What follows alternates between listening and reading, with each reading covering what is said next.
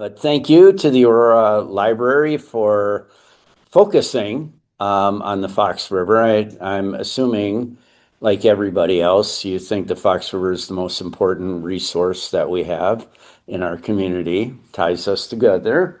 Um, but I get to speak to people on a lot of different things, but I think this is probably my favorite thing to talk about.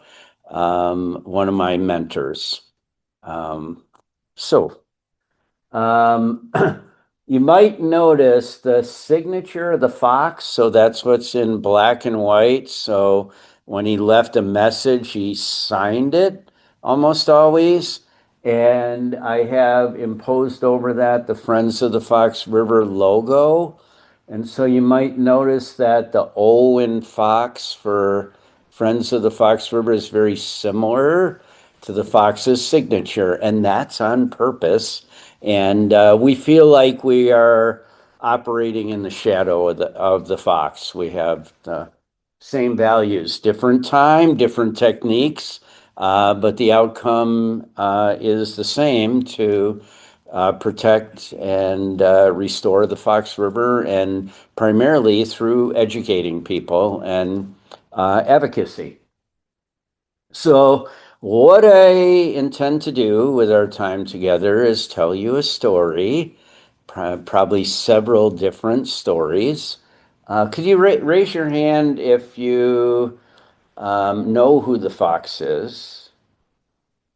Okay, and then raise your hand again if you had some kind of connection at all. Okay, cool. All right, I'm going to want to hear your stories as well. But what I hope to do is for you to find some connection with the fox through the stories and what happened, and maybe some inspiration for yourself and something you might do after tonight. And the folks that were supporters of the Fox are considered kindred spirits, so working together on the same thing in different ways. And my um, continuum of environmental education for action involves those four words. And I think it's pretty much the same for the Fox. So, first, making people aware of the situation, whether it's how alive and healthy a stream is, that it needs to be protected, or some threat that's there.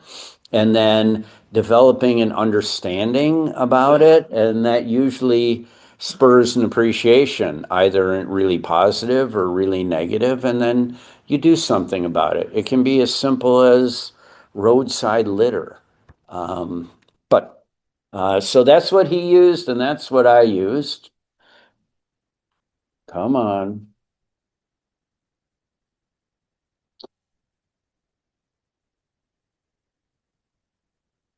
Uh-oh. We have an ice age going on.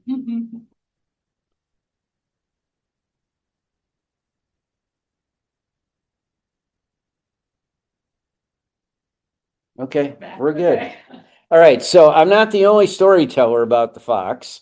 Um, This book is an autobiography, and we have them for sale for you in the back of the room at the conclusion of this. It's really fun. So it was written by him. He's a very colorful character, and the Fox Feets and Shark Tales. Pauline spoke here, I think, 2 years ago, and so she did a piece on the fox in there. There's a film, if we have time, I'll show you a clip of it. It's 54 minutes long. And then various museums and libraries have exhibits about the fox. And closest to here is in Oswego at the Little White Schoolhouse. But some of us have personal experience with them. So he goes by many different names, and so I'm just throwing some of them up there. for you, and I have stories about each of those probably, but not going to be able to do it in an hour's time. So we'll start at the beginning when he was Jimmy. And I put some things in red are things that I have in common with the fox, and I'm not like heralding myself that I am equal to the fox at all, but I feel like we're running parallel in different times and doing different things. So I too was born in Aurora, and he was born in Aurora, but his family lived in Chicago for much of his life, and he was the youngest by quite a bit in his family. But they had a family farm in Montgomery, and it was an asparagus farm. And so that's where they would go in the summer, and it was hard labor. It was early mornings and cutting, and in the winter it was building crates, etc. Because he was the youngest and when he was little, not able to do a lot of work, he got some jobs that he didn't really care for, like bringing the water to everybody else and washing the dishes. And there's a piece in the book about how much he hated washing dishes and how he manipulated his sister. But anyway, and this concept of loneness that is kind of the opposite of loneliness. And so, as he describes it, and I feel it as a kid, I grew up adjacent to a forest preserve. And so that was my playground, and I went there on my own. And I never really felt alone there. I don't know if it was, I'm getting chills now thinking about it, but like feeling the trees and all their knowledge. But so that's what that he describes in this book, that feeling that he was just in a great place. And we see that in different ways now, like with Nature RX, et cetera. It's great therapy. And a lot of our culture has gotten away from that. And he passed away in 2001 at the age of 70. So there's a high school shot, and he was active. And so he was involved in a lot of different activities. And the quote at the top, I didn't really plan for that, but I think what it says is if silence is golden, I'll never be rich. So he was, active orally. And I call this his first training incident that he got for the capers that he did. So when he was in college, he was out with a friend and some fraternity guys were there, and realize I'm speaking second, third hand sometimes. Fraternity guys got their car stuck in the mud, and they helped these guys get out, but in the process, they got covered in mud from the spinning tires, and the fraternity guys just laughed about it, ha ha ha, and drove away. And that didn't sit well with him. And so he went out to a farm and he collected a bunch of manure and he put it in the equivalent of like a suggestion box in one of the fraternities. And as things happen with stories, the manure turned into thinking it was human waste. And then the university got all wound up and we're going to cancel the fraternities, et cetera. So it was a way of him punishing somebody for some bad behavior in a not so terrible way. So he also had the science background, and I went to school. I went to school thinking I wanted to go into political science, but I took the natural history route. And evidently, there's still a plant collection at the Morton Arboretum that he made just as kind of a hobby. And a lot of people, I think for sure he was a middle school teacher, mainly in Oak Lawn. I was going off because some people, oh yeah, he was at my high school. I'm like, really?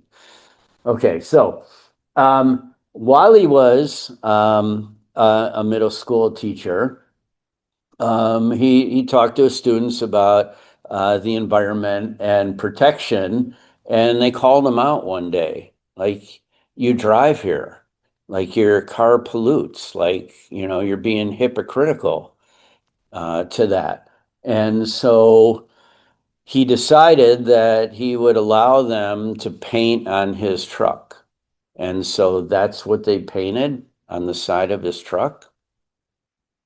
And that got him thinking about walking his talk and where should I be taking that? But those were his words. He was very anti-corporation.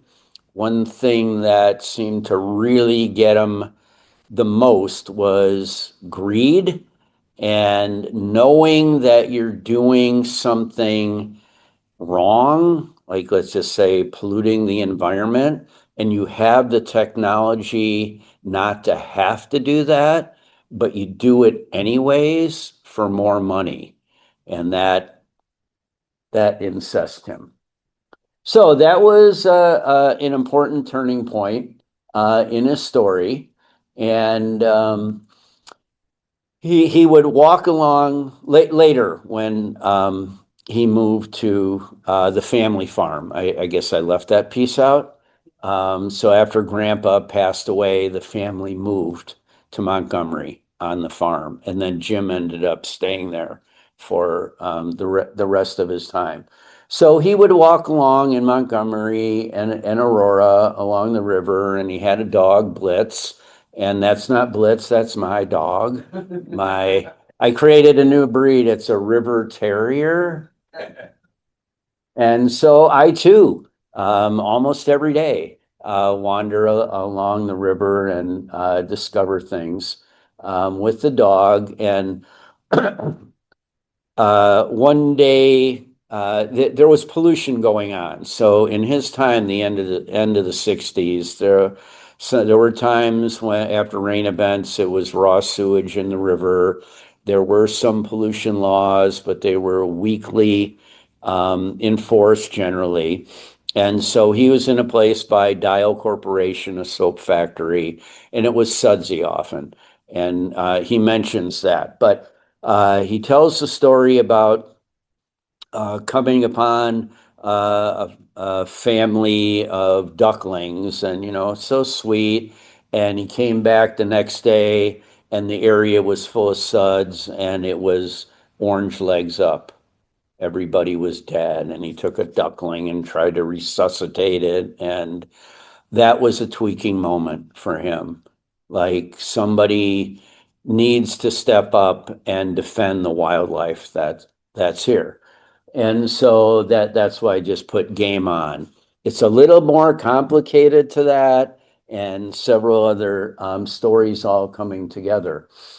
The selection of his title, The Fox, was his choice. And he has a story about being on the trail and bumping into a fox in very close proximity. And it had a pheasant hen in its mouth, so it was distracted. So they both were startled. And the fox, tail between the legs, started running away and then slowed down to a lope and then stopped and turned and looked at him. And he communicated in his way with the fox, like, I'm not going to hurt you. You don't have to worry. And so he got this idea that maybe he needs to be this cunning, mischievous kind of critter to do the kind of capers that he was envisioning to punish these polluters. And that kind of cut off on the screen, but renard is the French word for fox. And later he started referring to himself as Ray, Rey, as kind of a cover when he was talking to people. And on his autobiography, the author is Ray Fox, Ray. Fox. So his first real battle was with Armour Dial. That's actually a photo from Chicago. So Armour is a meat packer, but they also own Dial soap, and that's what was in town. And pretty nasty process with all the fats, and things were just discharged in the river. And he would see times where just plumes of white would come out, and you could even see flakes. And um, the creek where it emptied out was dead. Nothing living in there. Excuse me. So he decided that this was going to be the first one that he went after. Excuse me. And he had a friend who we're only going to call him Brick right now. So that's he refers to him in the book as Brick. And Brick was aware of all the pollution that was going on because Brick had a job in the Kane County government for environmental management. And so he knew of all the pollution sources, and he was very frustrated because virtually nothing was being done about it. Money was ruling the decision making and looking the other way, etc. So Brick turned him on to some places where there were problems, and time went on for quite a while. And before Brick knew that he was the one that was doing these capers, but later they worked in tandem. And Brick was often really worried because he was a public servant, and the dishonor that would bring his family and the county government, etc.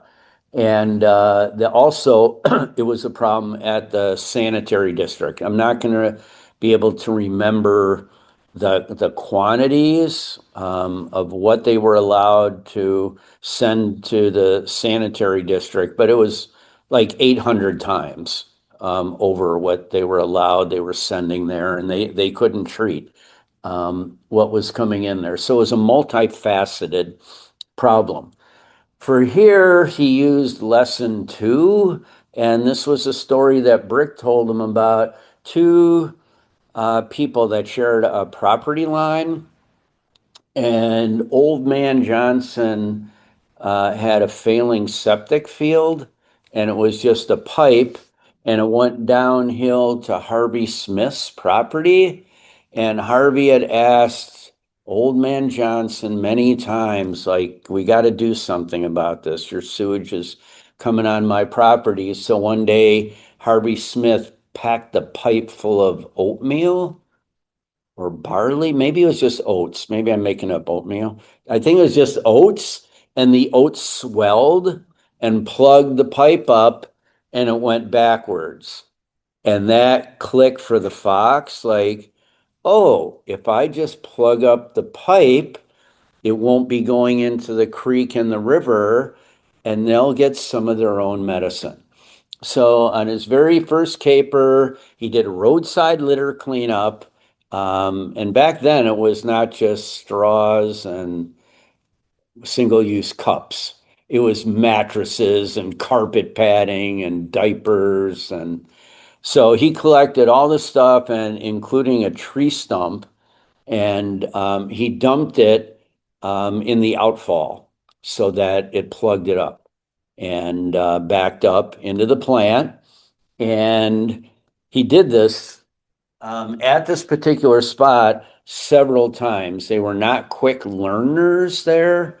And so oftentimes he would put a sign up and sign his name so they would know like this was done on purpose. But he kept getting a little more sophisticated each time that he worked on plugging things up. And there's several stories, and he liked to be an orator. So he really liked to have the words. His handwriting was not so great, but he had the words.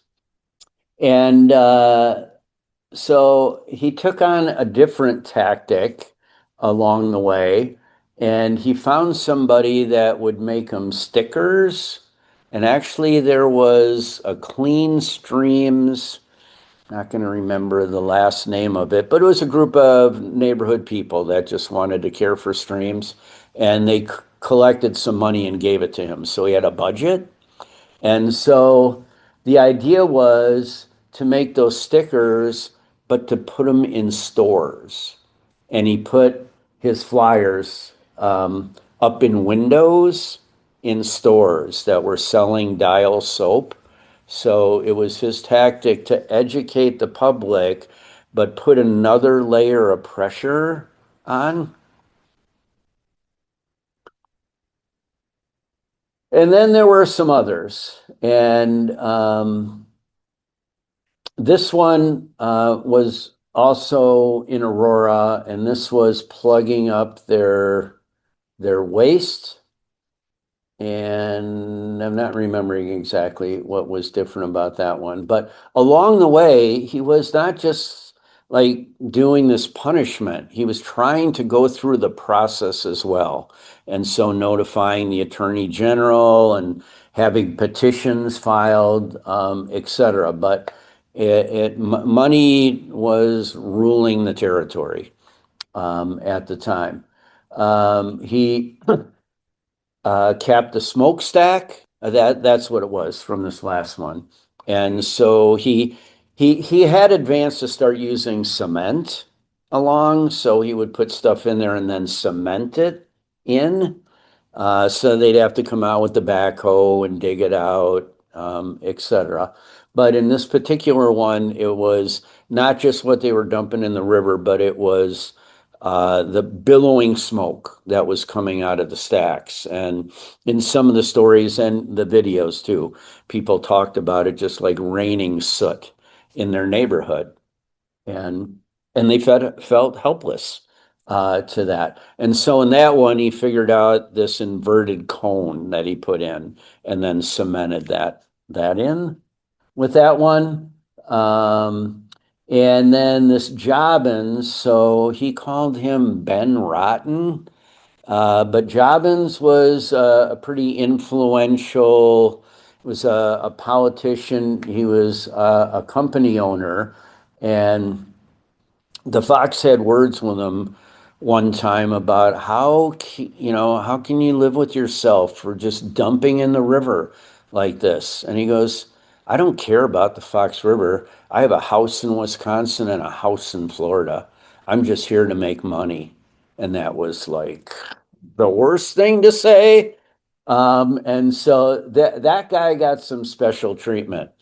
So where he lived, he got signs up on the road, and and in this one, he learned about the skunk, and then that became one of his favorite tactics.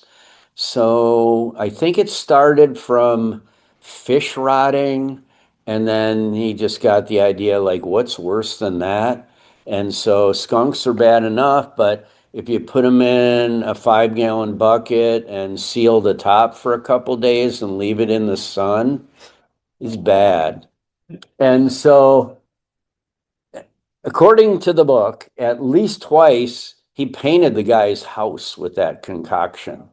And one time he tied the skunk to the air conditioner that he had, and he stayed to watch when the guy came out. So that was one of his things. The idea of like you're going to stink up the place, you're going to get some of your own medicine. You're going to live in the stink. And this was a bumper sticker that he created, and those got slapped on different places. And he was gaining popularity, like he was becoming a celebrity.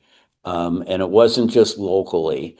And excuse me. So it was kind of Robin Hood esque, take from the rich and give to the poor. He was trying to help the helpless, the people that felt helpless.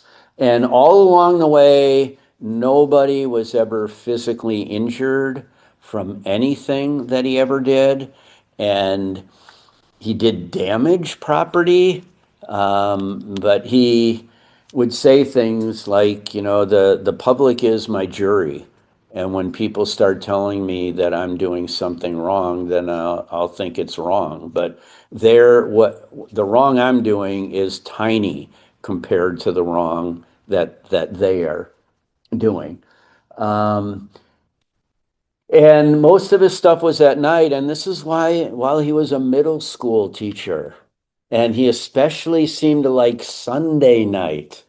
Um, so he went on these night prowls, and there's fun stories in there about being chased. And in the beginning, he vomited every time because he was so scared. And uh, you should read the book.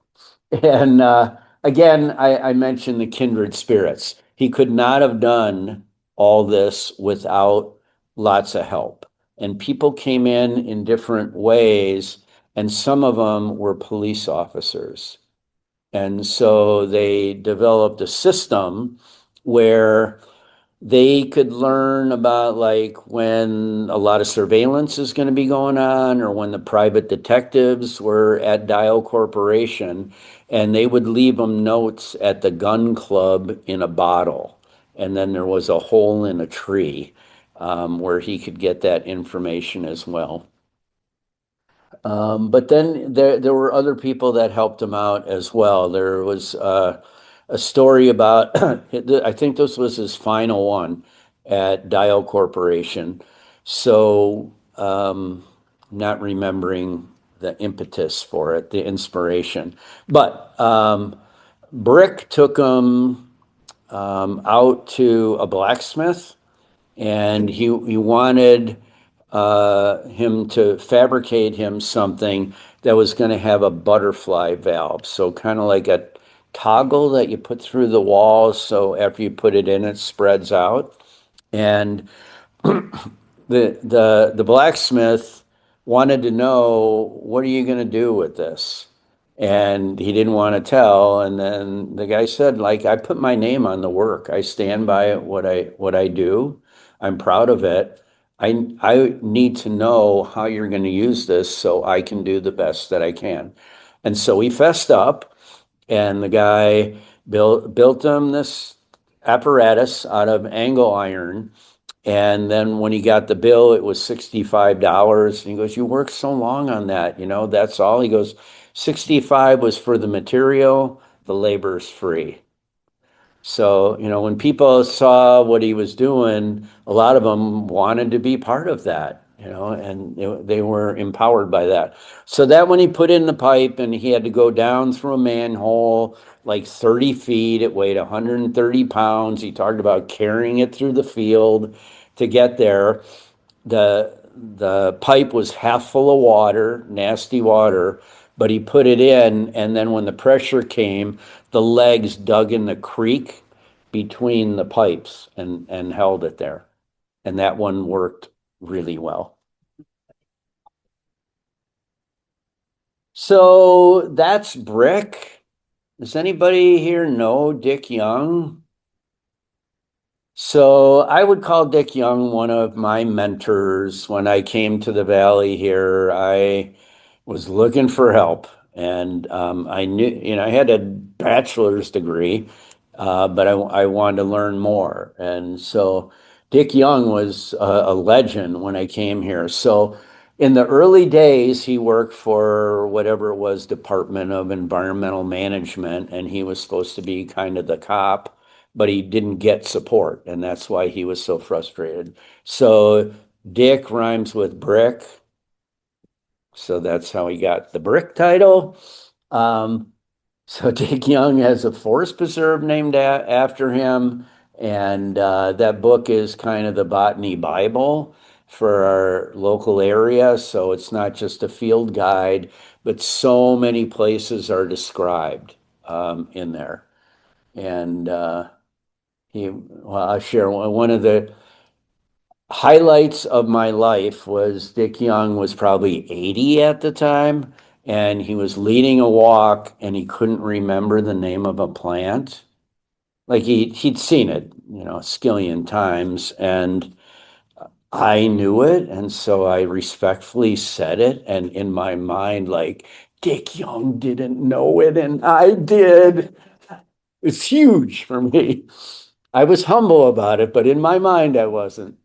I was dancing away. So I told you about the blacksmith. I told you about the local police, but he drug his family in, and I'll get to it a little later, but he used them as cover, like his two nieces. He brought them along so he would look like an okay uncle when he was doing something really bad. And then Mike Ryko was a writer with Sun Times, maybe Chicago paper. I can get away with that one. Um, and he was so impressed. So part of this was the Fox notified the media before he did things, so they would be there to cover it. So when he got friends, like they didn't rat him out, like they covered it. And so Mike Royko invited him to come to the office after he did one of his wildest ones. So that was the main kindred spirit, I would say, Dick He has Young. done such things as walking into the front office of a steel company and dumping on the carpet dirty water. He said the plant was pouring into the waterways. He has become a local hero since. The Fox says he took his name from the Fox River, which runs through northern Illinois west of Chicago. It is generally known that he lives somewhere in this valley and that he's an outdoorsman. He's managed to avoid police and private detectives who tried to track him down. The Fox agreed to his first television interview with the condition that his voice be disguised and his identity kept secret. How did you get started in your kind of unusual fight against pollution? I was probably from frustration, and I think there's a feeling that many people are feeling like watching their environment being defiled, destroyed, crucified for a buck, and not being able to do anything about it. How did you happen to decide on the tactics that you use, throwing polluted water into the offices of big companies and so forth? Perhaps where the decisions are made. But just not always that good. You ever get afraid that you were going to get caught someday? Or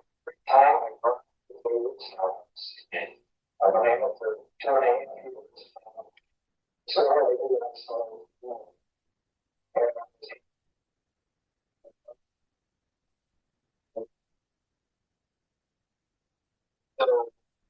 we most likely will be hearing from the Fox again in the future. I would hope so. Thank you. Good night.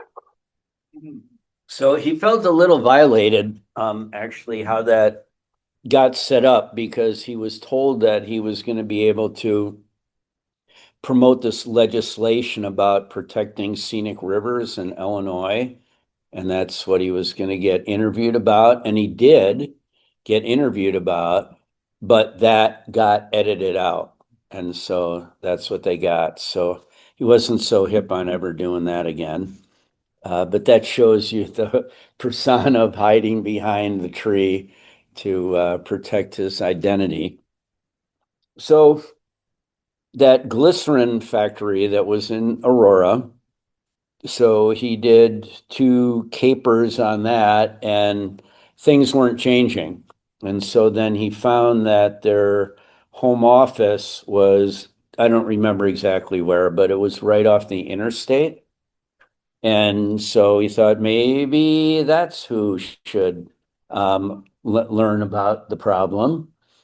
And so on that one, that was the first time where he took some of their effluent and went to uh, the big office and he had it in a jar and he had a little coffin with a dead frog and a fish in it, and some words about killing the wildlife that was there.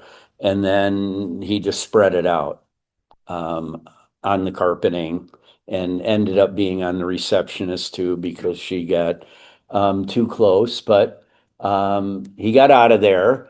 But that really started spreading the attention. So now it's not just in Aurora, he's spreading out a little bit.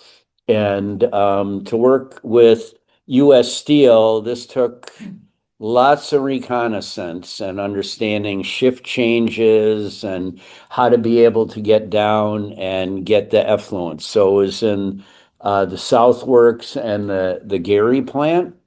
And so he got that actual effluent and went to the office and was really pretty complicated. One elevator went to the 16th floor, and then you had to get on another one to go up, but he figured out if he could take the stairs. And this is where he brought his nieces. So they waited out in front. And he went up, and it was the same kind of deal with the coffin and spread the black gunk. Only here, um, everybody was in the office. At the glycerin one, the I don't know, the vice president or criticized him because he did it when he wasn't there or something. So in this one, they were there and they reacted right away. And he's hightailing it out of there, and he had his costume change and all. But there they called the FBI because they were sure that this was a toxic substance. So, this was like a serious act, like attempted murder, but it turns out it's what they were dumping directly into Lake Michigan. So it was a toxic substance, but they were the guilty ones. And so he got away with that. And that was the day that Mike Royko invited him to come to his office because he called him and told him what he was going to do. Like, you're going to do what? So that's when Reiko became his friend. Um, and so that's just what I was talking about. The glycerin plant was US reductions, and those were the words on there.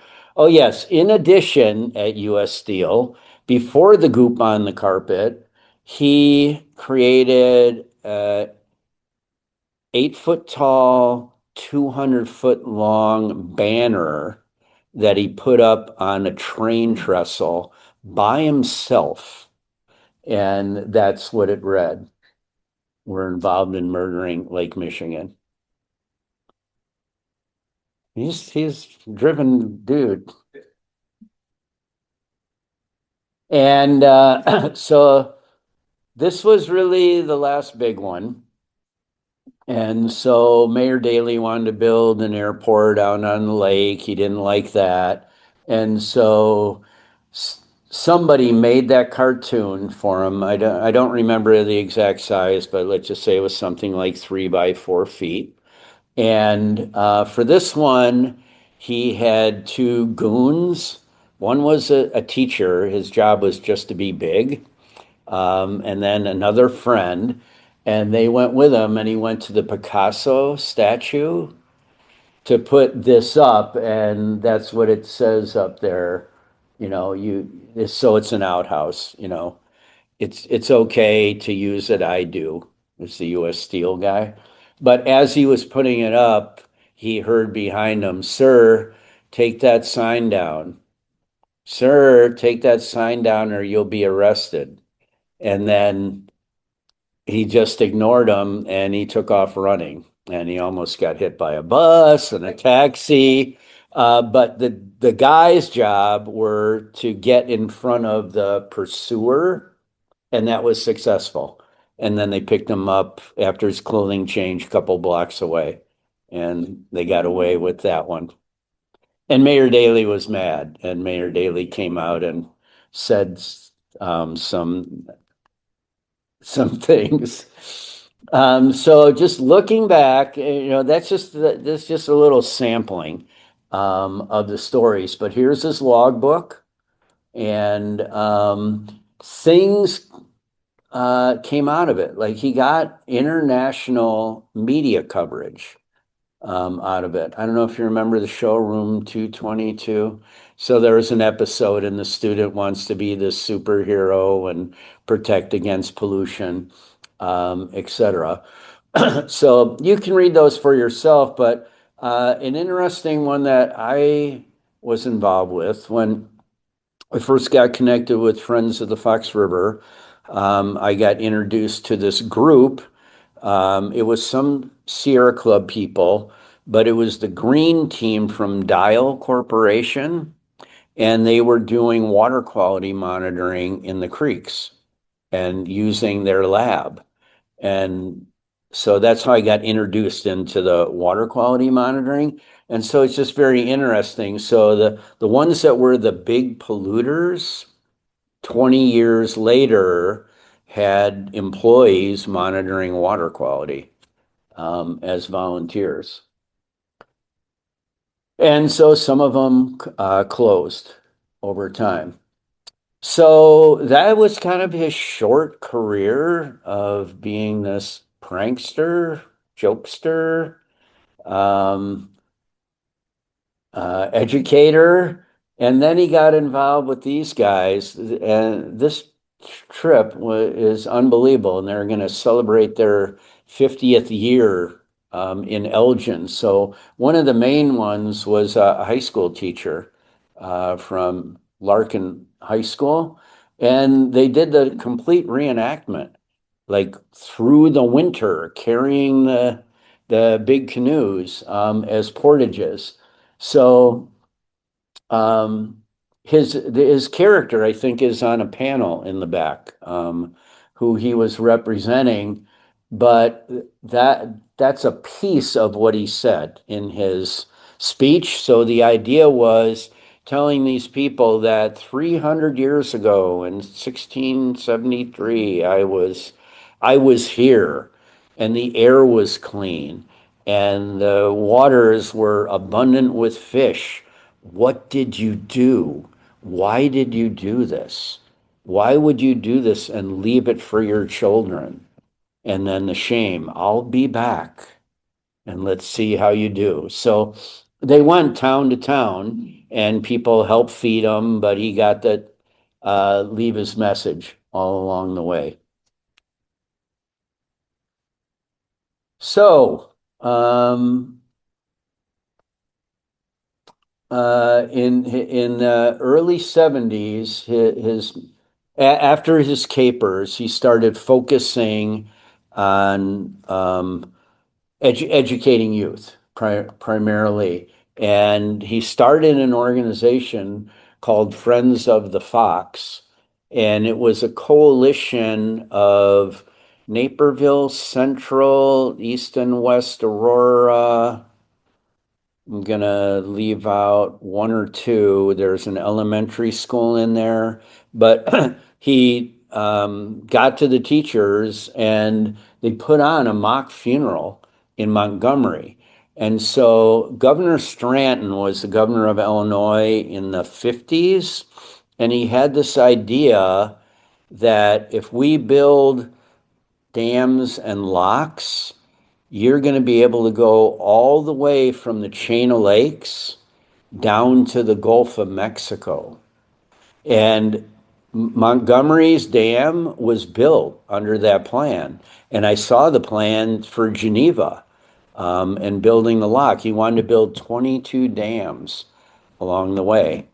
And it was one of those boondoggles where it hadn't even passed appropriations in the state of Illinois, and they were pushing it through.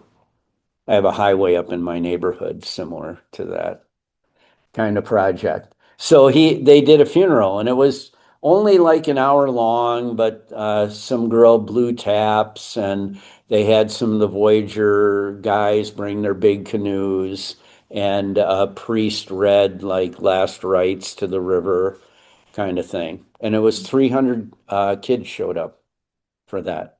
So he works in different ways, is what I'm pointing out. The armor dial stickers, that was a little different. Then he got into recycling, and he wanted recycling bins. And this group of kids, the Friends of the Fox, I think they made 300 containers as recycling bins in the very early days of recycling. And I have the next one in red because I was a benefactor of this. And one teacher that he worked with from Oswego High School, Mike Brock, who was also kindred spirit on some escapades. Um, he would call into the classroom, and that's back. Well, I guess we still have speakerphones, but so students could talk to the fox and ask him questions, and he loved that. And then in 1982, he was down on 84 Lumber. I know it's a little confusing with the 80s, but 84 Lumber was a company, and they would nail their 84 signs on trees on the side of the road, and he was just livid about this. And I think that he came to my school one time, and it had to be all really secret. No one could know. And we met in the back of the library. And I think it was relative to that sign project, but we didn't participate. But he wanted us to put up signs, and that's what it said. And then he didn't like the idea of the Forest Preserve offering easements for utility lines. So that was one of his things. And then he created a foundation to raise money. And the connection to that with schools was he gave out prairie seeds. So he was working in his continuum with natural area restoration. And the first time I met him was in the very beginning days of Friends of the Fox River, and was a board meeting in the basement of McGraw Wildlife Foundation in Dundee. And um, oh, sorry, I was trying to fast forward to a guy. The founder whispered to me, the fox was sitting like two people away. He goes, "That's the fox." I was like, it can't be like out of my mind. I was just a punk. Um, so I just wanted to share. So we for our water quality monitoring, we made a manual, and he wrote the foreword to it. And you can't see the date, but it was just a year before he passed away. And so this was his, I know you can't read it, but it was his message to the young people to do your work. And then he signed one of my books, and I just thought it was cute because he put Jimmy on there. All right, I'm gonna fly. So I highly recommend the book. It's just fun to read, and we would like to put together a book discussion on it. We've done this once before, and so you read it. And when we did it before, we had some of his nieces and nephews come, and so they could firsthand talk about Uncle Jim and their involvement with him. One of the nephews had to drive the getaway vehicle one time. Um, so we have a special show special today. These are some resources. I can share these with you, and that link is to the 54-minute film that was made. And Siskel and Ebert were gonna make a film, and they just could never agree on it. There's a monument at Violet Patch Park on the east side of the river, north of Oswego, and I got to go to a special, um, I don't know what to call it, like a tribute, and it was a tribute to Pete Seeger and the Fox in the same event. And Pete Seeger was a river protector for the Hudson River. So Pat Reese um, was really impacted by the Fox, got him on the board. He is the founder of Friends of the Fox, and that's his quote there when you asked him, like, what's your job? And he goes, well, I'm a fisherman. I do certain things to earn money to feed the fish. And uh, so we roll in the shadow of the fox. So just for you to reflect a little bit, times are different, but just maybe ponder what's your connection to the environment and what resonates with you about the passion that the fox has. And I'm not condoning that you're going to go jump in a sewer, take a manhole off, and plug up a pipe, but there are things that we can do to educate each other. And so when somebody wants to get involved with Friends of the Fox, like my new friend Joe, I ask him, hey, well, what are your skills? What do you like to do? And so just a quick commercial about Friends of the Fox River. So there's a lot of river protection groups, but we are the one that is able to focus on the entire watershed. All the other groups have some kind of jurisdiction with boundaries. Our boundary is the watershed, and that's a big challenge. But in the beginning, Pat Reese said you cannot manage a watershed piece by piece. You have to manage it as a watershed, just like your body. Things are connected. Our main focus is getting kids in the stream, collecting water quality data, building stewardship. We love to support cleanups along the way. We do advocacy. We base our work on research, and that's the picture in the top image looking at the bottom of the river is a big deal when we're talking about bringing dams out. Our big event of the year is the third Saturday in September. It's our Fox River Day, and it only works by having people do their own thing. And then we are the mother umbrella for the whole thing. And so it's about just celebrating the river. It's dominated by cleanups. Last year, I don't know, we had 50, 70 different events. Probably 40 were cleanups. Some of them really, really big. But it's a way to get your business involved. And like what do we started calling it? We called it spiritual stuff for a while, but like yoga by the side of the river.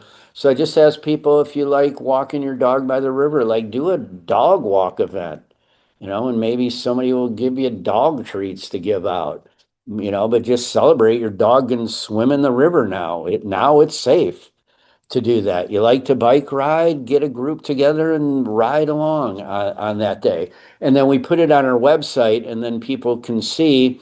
You can have a private event, but they can see the different things that are going on. And if you want them to register, then they can register through that. And that can build your base, your church or your business or whatever. So you can count on us for doing that. Um, it's a lot of fun. And then we don't have members anymore. We decided we just really want friends. You need money to put fuel in the engine to keep going, but what the river really needs are friends. And we are collaborating and any way we can to build that friend base. We need people in every community up and down the river to be the eyes to see what's going on. Once the survey flags go up on those stakes, it's over. So we really got to know, like in planning and zoning, like who's coming to town with their data center or their truck logistical place. Like there's places for all that, but um, we our decision making should consider the watershed first with that. And then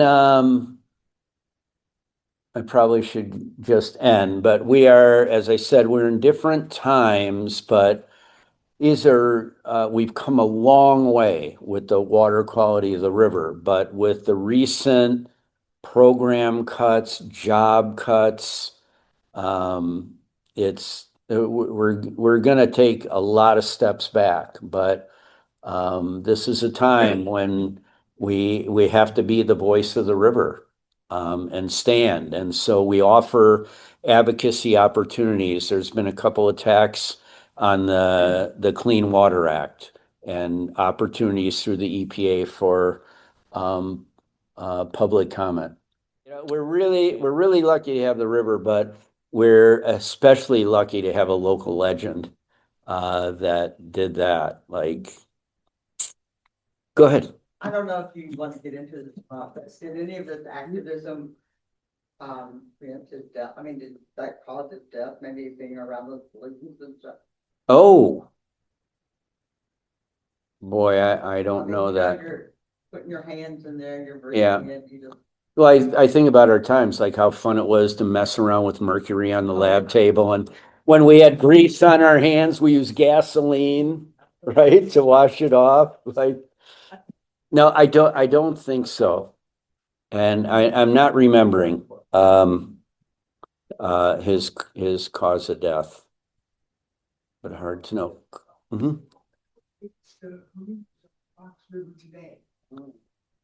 I would say the public. We have really pretty good regulations and a lot of so there are discharge pits permits, so you can apply to put stuff in the river, and that even includes stormwater that goes in. So all that is permitted, and it is regulated, but a lot of it is self-regulation. So at the wastewater treatment plant, the wastewater treatment operators are probably the most important people for protecting our water quality. But they're getting millions of gallons a day, and they treat it for organic matter that's in there. So chemicals that are in there, prescriptions that are in there, none of that gets treated for that. And so that's a matter of educating the public. Like even what are called disposable wipes. Like if you talk to an operator, like if you can do one thing, never flush a wipe because they do not break down and they're right at the very beginning of the process, they're a problem. So they should be treated like diapers. But it's little things. So I think we're generally beyond the midnight dumping of the truck pulling over and emptying the tank out, of a printing business dumping. We had two uh, big incidents in Elgin last year. The river turned blue one day, but it was a print shop. Nobody told the kid that you can't take the dye and dump it down this drain. Like the kid didn't know. No one ever told him that. And you just look at street drains. People think just in the gutter that goes to a wastewater treatment plant. That goes directly to a detention basin, maybe. In the case with Elgin, it went right to the river. But they backtracked it. They put a camera up there. They went to the place, and it wasn't malicious. It was ignorance out of that. And so that won't happen again, probably. There's underground storage tanks that have old chemicals that's another threat there. So when I've run into incidents where somebody is dumping something, it's not malicious. It's just don't know any better. We had a thing with students. We were monitoring water quality of the Creekstead. Like, what's going on? There's a sheen on there. Turns out the parking lot right upstream, they just seal coated it, and it rained the next day. And we went up there and they seal coated over the drain cover. Well, the guys that are doing it, like they're supposed to do a good job, right? It's like the lawn care, the people that get hired for lawn care, those guys don't know you can't blow stuff into the street. because it's going to go in a storm drain. They're told every grass blade and leaf's got to be out of that yard, and they're just doing their job. So it's the owners that have to get educated. But I'll go back to the sealer. We called him up from the classroom. We found out who it was, and he was so apologetic. And right away, he said, we need to like figure out some kind of barrier when we're putting the seal coat down, like maybe with sandbags or covered it. So, what the lesson we got from that is it's about education and people making that connection that everything we do, not everything, many things we do have negative impacts, like Jim driving his car to the classroom, and there's trade-offs. But if we put protecting water quality high, then we'll make those choices. I don't know if that answered that. Well, it's a great question, a great answer, but are there industrial polluters here that need to be dealt with? I would generally answer no or not that I'm aware of. And when something is seen, like it's important that people know what's going on and then report it. And first responders are great. Like Mahoney Creek in Batavia, all of a sudden one day had 4 feet of white foam on there. And it was from fire retardant that got discharged because of a malfunction in the system. So they contained it and they cleaned it up. So I don't think, certainly the kind of dumping into the river because you can get away with it is not happening on a company basis. Certainly not like it was. Go, Joe. Yeah, most of the significant, what in the industry are called significant industrial users are gone. I know in Chicago, we went from like, this is in the nineties and the 2000s, went from like 700 industrial users down to maybe like 200. And all that type of manufacturing is pretty much migrated overseas. There are no really direct dischargers who would have what they call, you were alluding to NPDES permits, stormwater permits, or permits where you could discharge directly to a waterway. And those are usually like highly novel. If you're looking for the discharges that the discharge to like a sewage treatment plant, all the sewage treatment districts have to maintain a list of them. And it's significant industrial users, and that's public information. So you could go to the state of Illinois, look for the direct dischargers or the local treatment districts and look for the industries, but there's hardly any left. Do governments, state governments, local governments, are they exempt from most of these pollution regulations? Every treatment plant has an NPDES permit that they have to, there's limits set by the state of Illinois and the federal government that they have to abide by, and they have to publish reports regarding what's going out of their pipe and also to the waterway, and also the conditions of their biosolids or sewage sludge that results from treatment. And they report mistakes. They report spills. Yeah, they will have excursions, things will happen, but they have to call the Illinois EPA to let them know that anything bad happens. Yeah. They And have to report all their data. And it's interesting, those letters stand for the National Pollution Discharge Elimination System. So working towards zero waste. And in the Clean Water Act, the goal was fishable, swimmable, and drinkable by 1984. We're working on it. Fish out of the Fox River. Yeah, I'd eat fish out of the Fox River, and I swim in the Fox River. Well, I let my dog swim. I don't. Yeah. Yeah, there are fish advisories, and some of these fishery guys, your anglers in here can tell you about it, but a lot of it has to do to it being stored in fat, and certain fish are accumulating a lot of that stuff. Some updates from Zoom. Oh, okay. Joe's family says he died of complications from diabetes. And then we have a question: what's the largest and most current goal of Friends of the Fox, and also where can I buy the book? Oh, come on down to the library. If you contact, oh, yeah, they can hear. Thought I had to type. If you contact Friends of the Fox River, just at fotfr.org, we'll hook you up with the book, either deliver it or mail it. And the one big goal, was that the question? Wow.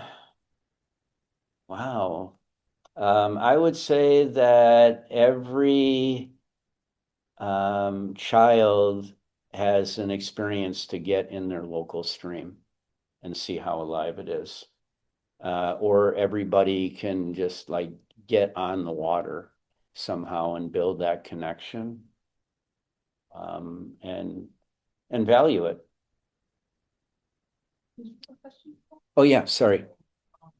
Do you consider the whole watershed pretty safe then? Like I know maybe Wedron has some disaster cleanup still, or is the whole from Wisconsin down to Ottawa, it's considered swim. So things depend sometimes on the time of year. So sometimes in summer, late summer, if the water's low and it's been hot, there can be toxic algae. And that can be a problem. So the EPA, what they're permitting, they're looking at biological, physical, and chemical integrity, but most of it has to do with, can you use it? And when it gets to the no human contact, that's a problem. But I haven't heard of that really recently. But you will see some signs in Elgin and Aurora that some of the sewers are still combined. So when they first built the towns, all the water just went to the wastewater treatment plant and then in, and then we realized we can't handle this volume. We have all these impervious surfaces, like we for a while, Aurora, when it was one tenth of an inch of rain, they could open up direct flow of sewage because they couldn't handle the volume. So they've been working on separating it. But in some older towns, some parts are still separated, so there's a warning down there. So bad idea to swim by the outfall after a rain. But also from stormwater, everything on the road is going untreated into the water. So made me think about it. That's a good time to avoid it. Sometimes dilution is the solution to pollution. I just learned that Wisconsin just came out with a standard for phosphorus, and it's different for the streams than it is the rivers, because the streams are more sensitive. They don't have as much dilution potential. I'll hang around afterwards as well. So there's no problem with agricultural runoff then into the. That's not true. Never mentioned it. I was thinking, well, that's got to. Yeah, no. Agriculture is a problem. You're putting chemicals on the soil. They don't all stay on the soil. There's soil erosion and runoff. But generally, the agricultural community is very responsible about the environment. It's changing because there's less family-owned farms, more corporate farms. But it's a tricky problem to deal with because it's coming off in sheets. But that's where vegetated buffers come in, and we still have good federal program support to make money available to assist private people to be incorporating those things. And one term you might hear is regenerative agriculture, and that means working to build soil as opposed to just letting it blow off in the wintertime or wash off.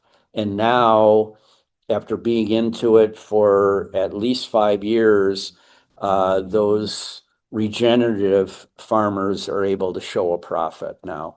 So it takes a while because you have to invest in these extra practices, but the soil produces more from that. But that the agricultural community, that's like a third of the watershed, and it's tricky. We're dealing with private landowners and getting them to comply.